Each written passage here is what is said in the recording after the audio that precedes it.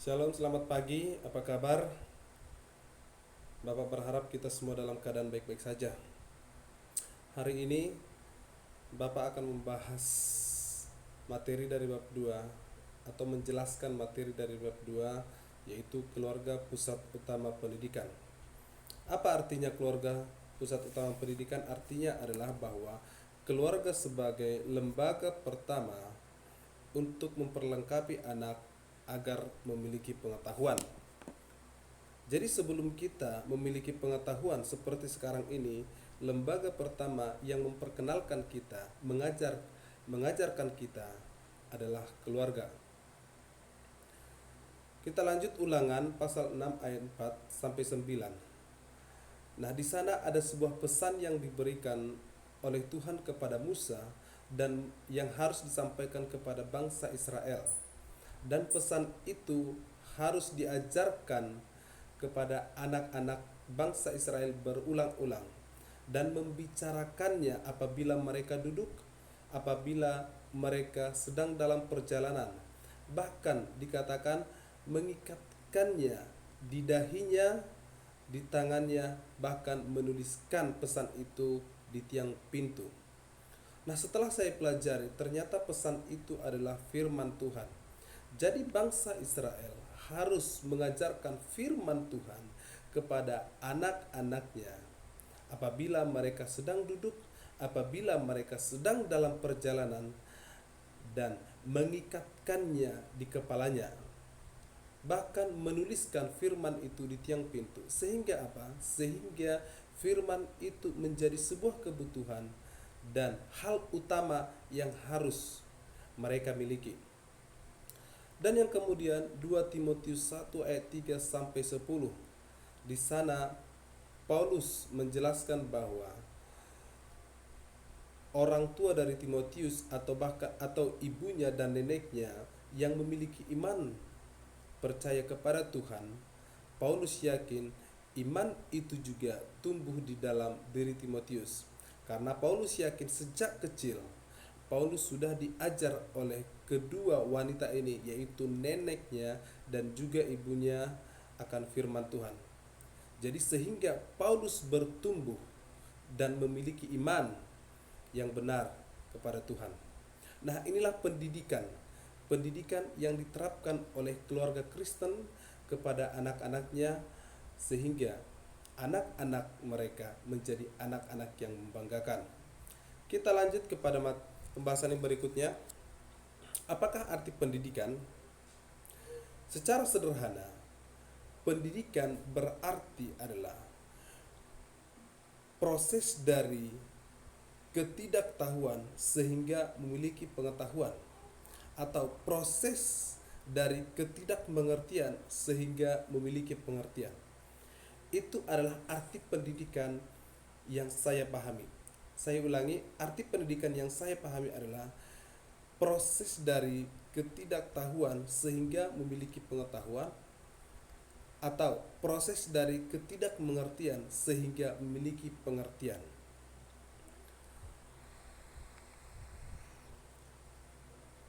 Pendidikan agama Kristen. Apa tujuan pendidikan agama Kristen? Pendidikan agama Kristen bertujuan pertama, memperkenalkan Allah Bapa, Anak, dan Roh Kudus dan karyanya agar peserta didik bertumbuh iman percayanya dan meneladani Allah Tritunggal dalam hidupnya. Iman Kristen berdasarkan pada keyakinan kepada Allah Tritunggal.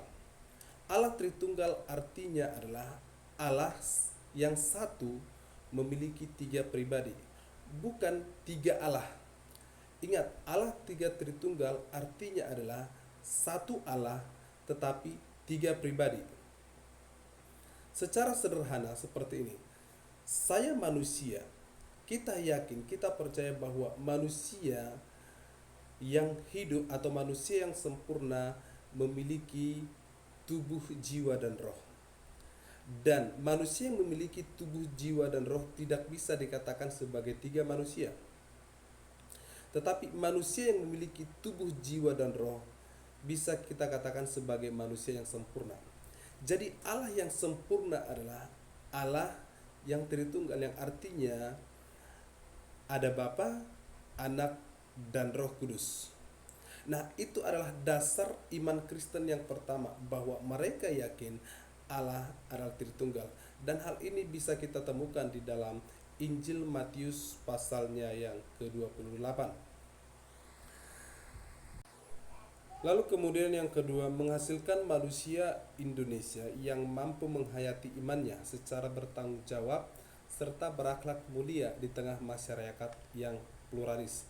Artinya adalah kita sebagai remaja Kristen atau kita sebagai orang Kristen harus mampu mempertahankan iman kita. Saya ingin jelaskan arti daripada beriman. Beriman artinya setia. Setia artinya berdiri kokoh.